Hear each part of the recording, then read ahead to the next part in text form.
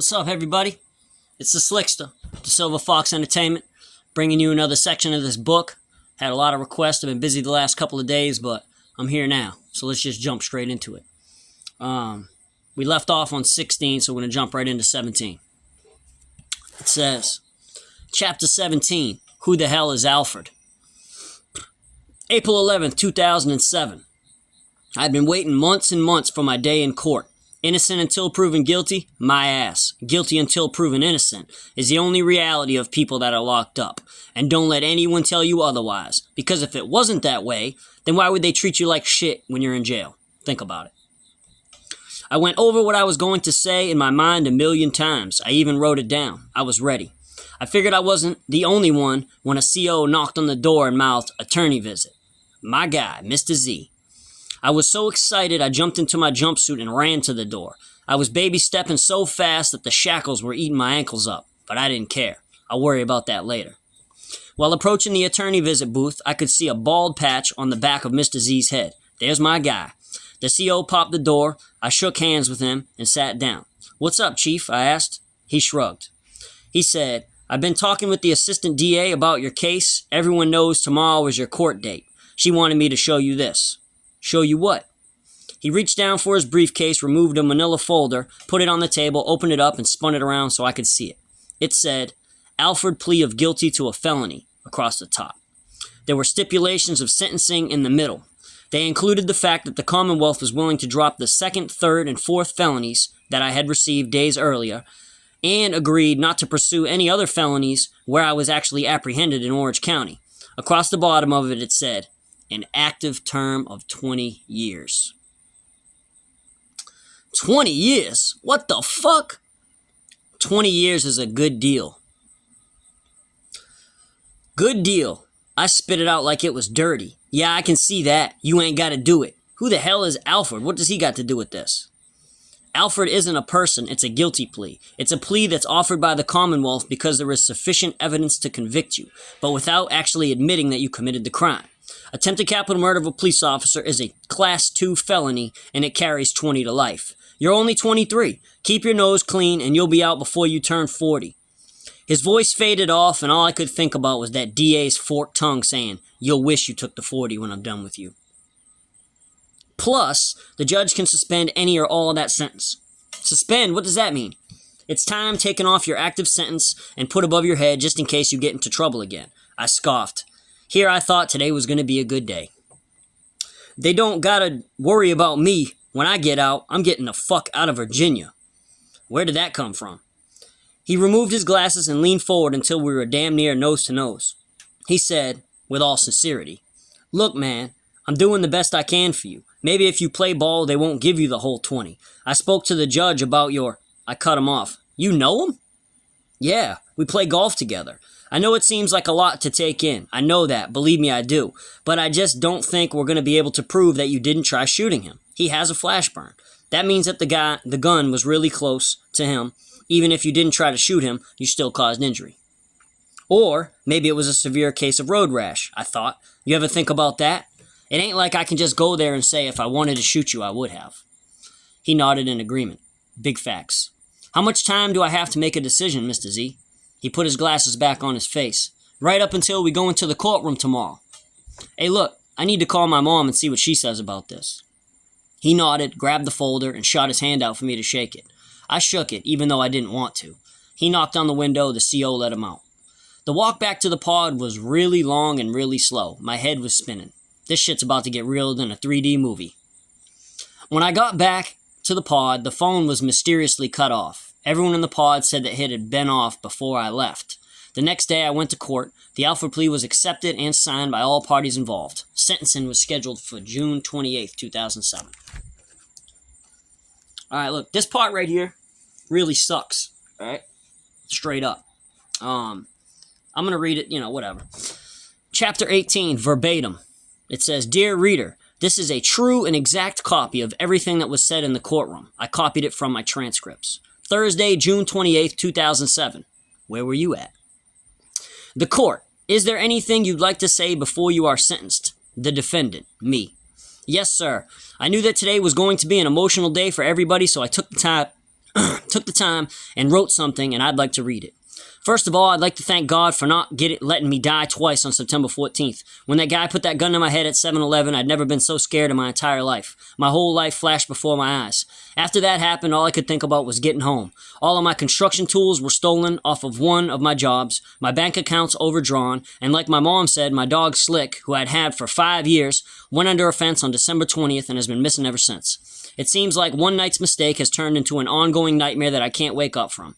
To top it all off, my girlfriend, that I was with before I got in trouble, informed me a month after I got locked up that she was pregnant, and on May 19th I became a father. I fear for her physically, emotionally, and financially. My son's life will be a struggle. Please help me not to be a stereotypical deadbeat dad. I'm begging God to please soften the heart of Judge blank, I can't say his name. If I could go back in time and undo what happened, I would. I'm a hard worker, and I know I can be a credit to society if I'm given a chance. I'm a young man that made a terrible mistake. Please don't take my life away for one mistake. Please give me another chance at life. I know I can do right. And I meant that shit. The court. Here we go. The evidence tends to show why in the world you didn't submit to that arrest. It's something that you'll have a lot of time to think about. Bad sign. But you chose not to.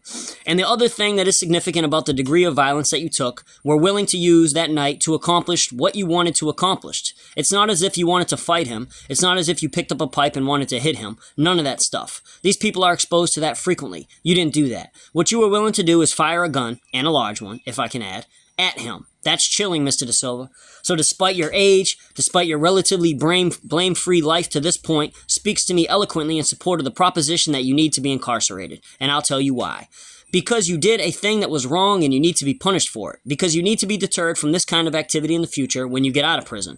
And because people like you, who think that they should resist by violence of the lawful authorities and police officers to the degree that they are willing to shoot police officers, you need to be deterred from this sort of behavior so that when you go through the penal system and people ask you, what are you here for, you tell them what you're here for. Maybe that will have some general deterrent factor. Maybe even hearing about this, it will have some great deterrent effect.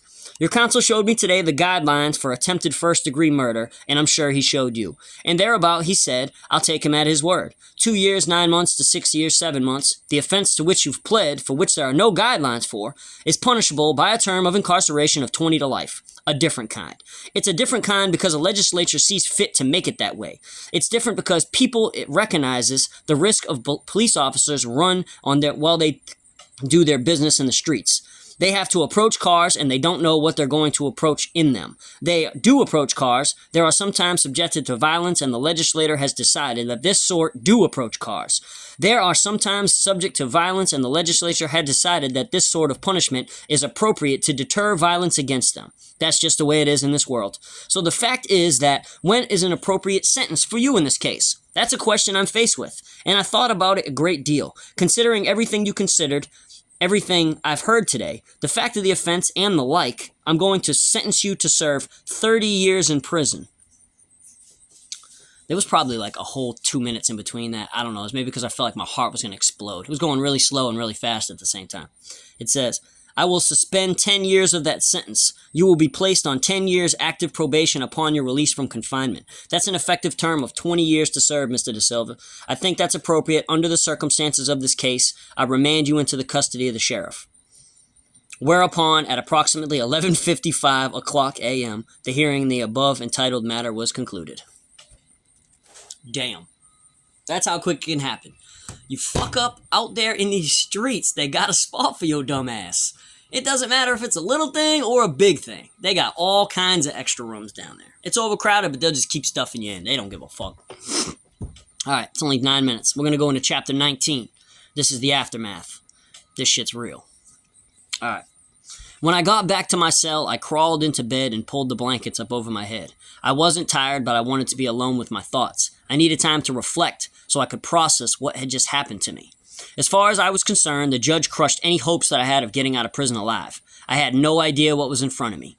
He was so quick to judge me on a bunch of stuff that wasn't true. I didn't submit to arrest, probably because I was never technically under arrest. My degree of violence. What about the officer's degree of violence? Technically, he put his hands on me first.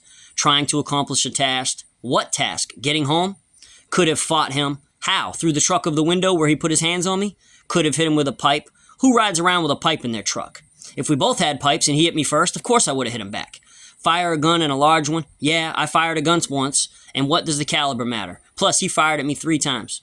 Need to be deterred from these kind of activities. What kind of activities is he talking about? Willing to shoot at officers. I didn't try to shoot him. He used the word deterrent 5 times. Obviously, he already had it planned on giving me 20 years from the start, so the deterrent factor is out the window. I'm going to be 40 when I get out. I think 20 years is more than enough time to learn a lesson. People ask why I'm in here, prison. Little did he know, almost everyone that I came in contact with commended me for what happened, even though I wasn't proud of it. For real, I'm a fucking idiot. I had just ruined my life. People who hear about me are not of my concern. You're trying to teach them lessons by using me as a guinea pig. Police signed up. Yeah, police signed up knowing that they have to risk their lives every day. That's not of my concern. I'm a construction worker. Subject to violence. Yeah, most civilians that have had run-ins with the police are already on edge. No one wants to go to jail. Am I tripping? 20 years seemed like forever and a day. It felt like he sentenced me to a slow death. I had already had my fill of horror stories about what happened to dudes like me in prison, and I refused to become a victim. Was the universe telling me that I was finally time for me to pay up for all my wrongdoings? I believe in paying for the consequences of my actions, but damn, 20 years worth? I laid in bed for 2 days straight, looking like a mummified version of myself. People kept knocking at my door, asking me if I was okay. I lied to every single one of them with a straight face. It got so bad that someone told the CO and they contacted the mental health department. I was fucked up. A couple days later, I called Nikki. The first thing I said was, they gave me 20 years. Silence. I heard I was going to write you, but I figured you'd call. Something was different about her voice, but I couldn't get it. About? Silence. How are you going to do it, Rich? Do what? 20 years. I don't know. Silence. Is there something I can do? I wanted to say ride or die, but I didn't. I asked my attorney to file an appeal. I hope that works. Can you call back later? In that moment, I realized that she had never asked me to call her back without the automatic voice telling us that there was only a minute left. Signs, everywhere signs. I tried calling her back later on that night, but she didn't answer. The next day, I tried calling her 3 times, but it just kept ringing. I called the whole weekend, and she didn't answer. That Monday, I tried calling, and an automated voice said, sorry, the party you're trying to reach is unavailable. After being sentenced, my family, Jess and Katrina, were like moths and I was the flame. They never gave up on me. Some of my friends, however, when the kitchen lights turned on, they kind of peeled on me. And I never really had the courage to ask them why. I didn't never want to hold up anyone else's life. And that's a statement of fact. That is a fact. I hope that they would all come back, and I had a feeling that in time they would. And when I wrote this, I wasn't thinking about it as much, but they did a lot for me. So I'm not saying it like in a negative context, but this book was written at a certain time because I had a certain feeling, you know. Anybody that knows me now knows that the people that were my friends, like, have pretty much been riding with me the whole time. They come to visit me when I, got out, send me bread sometimes, shit like that. It said, I felt like God had let me down, so I stopped going to church. If I keep living in my past, I won't be able to live in the present. But if my present is miserable, how will I be able to dream about a future? If I don't make peace with my past, how can I have a future? My reality was shattered. Honestly, I felt like I had nothing to live for. That's it. It's 3 chapters in 13 minutes. That's a record. I'm sweating like crazy out here. I hope everybody liked the story. Probably wait a couple days and then get back into this thing. Still a whole lot of it left. But yeah, this is Slick from the Silver Fox Entertainment. If you saw something that you liked in this video and you haven't checked out the YouTube yet, it's Prison Blues 16.10. I think you can just hashtag it now, or you can just look me up, whatever, the Silver Fox. You guys have a good day. Be safe out there.